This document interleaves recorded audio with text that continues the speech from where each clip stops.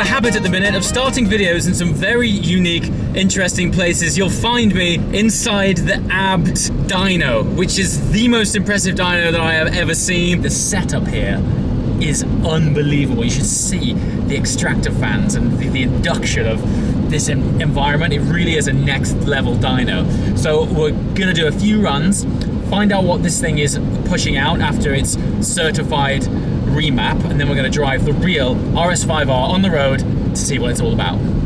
I'm here with this new gentleman who I've only just met, who is about to hit it on the throttle and give us a reading up front as to the legitimate power that the Abt RS5R is really pushing out.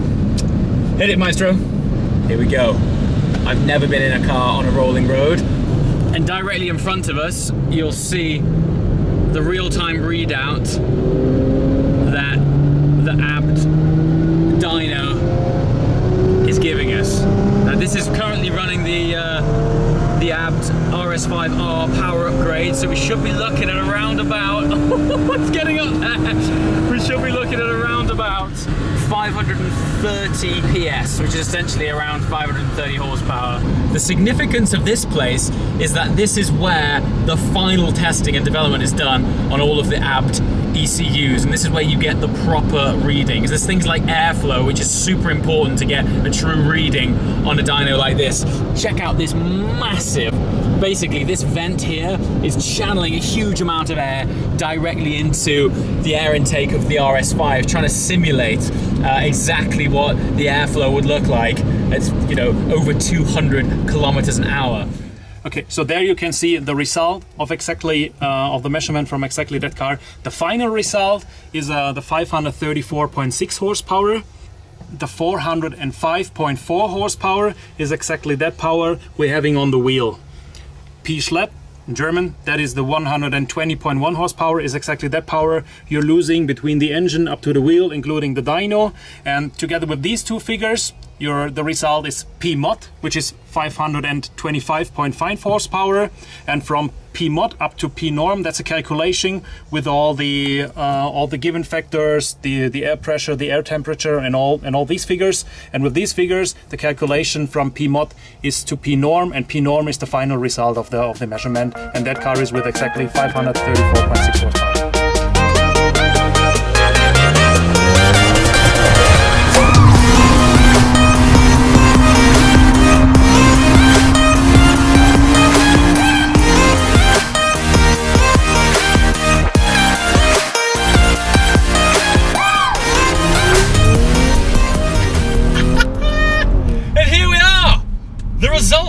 Of that wonderful machine that I've just found myself in. But before we start talking about that and this amazing road that I conveniently find myself on, do you remember, and if you've been following my journey recently, that I've had my Audi S1 Quattro tuned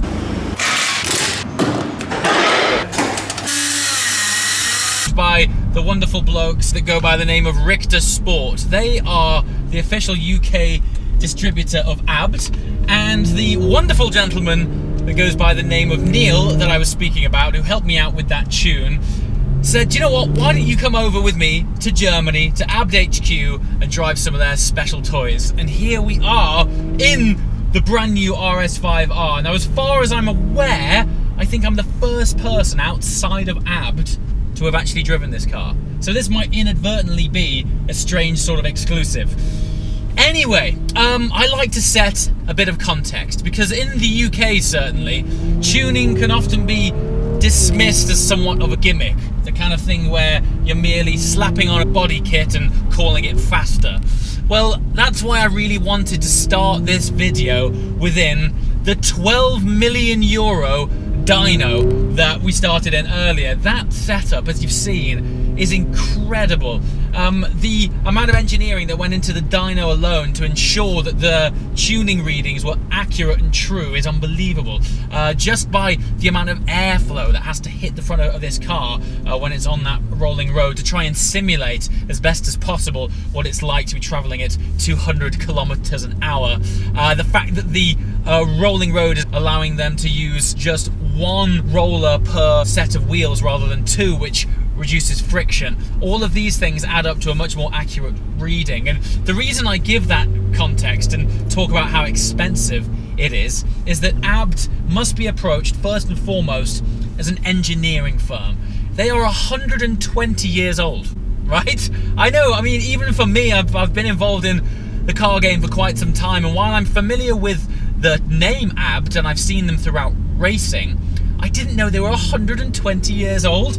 And so the tradition of Abt is actually steeped in racing history. They worked their way up through German touring cars and became an official race partner of Audi themselves. So when I say Abt is to be approached as an engineering firm first, it really would be doing them a disrespect to think of them otherwise.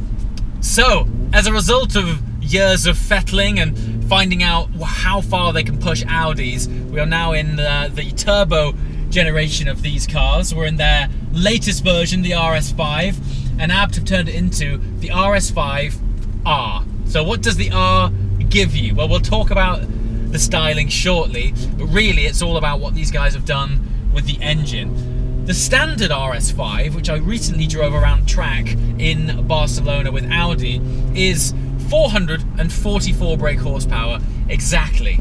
Now, the tuning work that Abt have done have taken this car up to around 530 horsepower. I mean, this isn't so much as a tune, this thing feels like a different engine. It's crackers.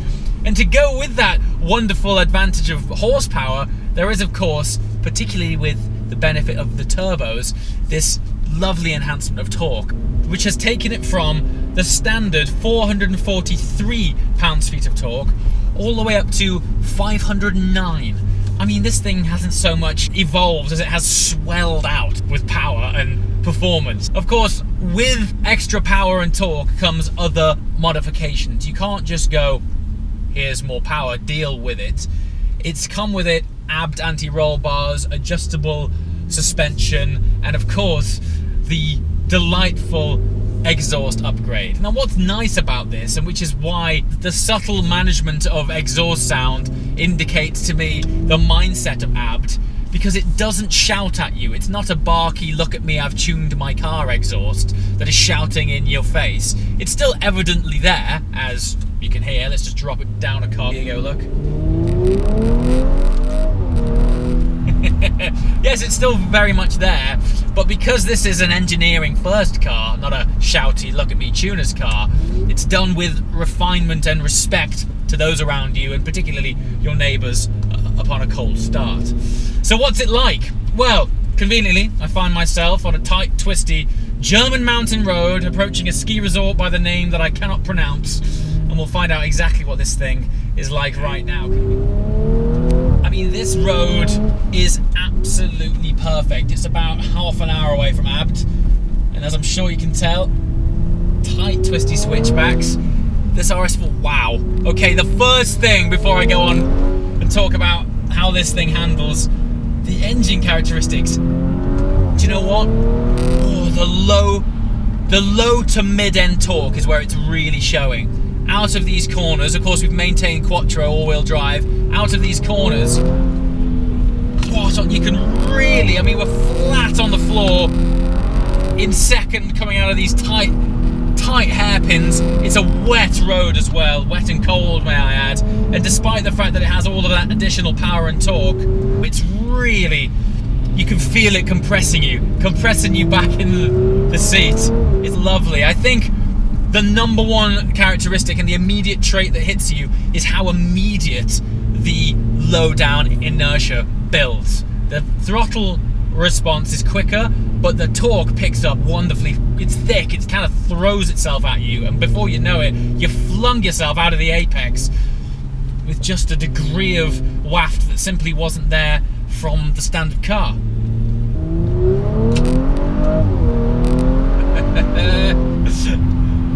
Yeah, it's lovely. Now, one thing I noticed on the RS5 when I drove it a few months ago was that while it handled very well, there was evident body roll, because of course, first and foremost, this isn't exactly a performance car. It's more of a sort of fast, practical car, really. One of the immediate things I noticed on this is how flat it rides. Now, earlier on I was mentioning the evolution and the enhancements that Abt have put into the suspension and the anti-roll bars. Anti-roll indeed, it rides really flat. Like, considering how tight as well and how quickly I'm throwing it around these corners, it is managing its weight really well. But of course, at heart, it's still an RS5. So while you still have this newfound power and glorious torque, you're inside and you're driving along in the refinement that we're so used to from luxury Audis like this. Now, talking about the interior, the changes aren't just on the engine, it's on the exterior styling and aero packs, and also the interior styling. There is a heavy smattering of carbon fiber options. One thing that I'm not too sure on is the addition of the extended carbon paddles here. Now, don't get me wrong, ultimately for the interaction, it is much better than the small flappy paddle sort of buttons on the back of the wheel. But the idea of extended paddles is that you can find them easier and use them on their extremities. And if you try to shift at the bottom of them here, it doesn't always work until you apply your finger just a little bit further up. However, I can't get around the fact that they do kind of just look a little bit stuck on. That being said, you'd still tick the box. Now, of course, with Abt being a sort of luxury tuning company, the RS5-R is in fact made in limited quantity. And when I say limited quantity, I mean very limited quantity. They're only making 50 of these cars worldwide. And yes, of course, I believe almost all of them are sold out. Which I can imagine. The testament to the strength of this brand is the fact that, as I mentioned, I'm one of the first people to drive this car, so not many people know just how good it is, and yet it's already almost sold out. Neil from Richter Sport in the UK was saying that when the pictures of this car hit their Instagram, he said the phone was going nuts. And you only have to look at this thing, and I understand why. If you're familiar with living with fast Audis and you want something just a little bit more, a little bit spicier, there's kind of nowhere else to go. Abt seem to be doing this better than anyone else right now. So exterior styling. Now, typically when we set off from Abt earlier, it was a beautiful sunny day, despite the fact that I am surrounded by snow, which I can't seem to escape right now, but it does make the environment look beautiful. This green, this Sonoma green, I'm not sure if you watched my video when I had the first drive of the new RS4, which, by the way, Abt do an RS4-R, which looks amazing. Sidetracked. The Sonoma green, if it wasn't for the fact that I lived in England and 90% of the time it's just this sort of flat grey hue in the sky, I would spec my next Audi in Sonoma green. When the sun comes out, it is gorgeous. It has this beautiful, almost goldy metallic fleck within this green paint. Shows up the contours of the cars beautifully. It's very, very cool. And of course, the fun doesn't stop there. On the outside, we also have the carbon continuing with the aero styling pack. And of course, Abt being the engineering company that I was referring to, this again isn't purely for aesthetics, even though it does enhance the look of this car to no end. The car that we had in the dyno earlier was a standard RS5, and I've been walking around these cars for the last few hours, and it made that car look so normal. So, exterior carbon pack, rear diffuser, front splitter, of these wonderful carbon canards on the front left and right of the grille, and it just gives this thing a whole new squat to it. It just looks a lot meaner. But what's interesting about it is it doesn't look like it's been augmented. It just looks how you think an RS product should look, just mean and grunty. But of course, what kind of person would I be if I didn't finish this video on the Autobahn?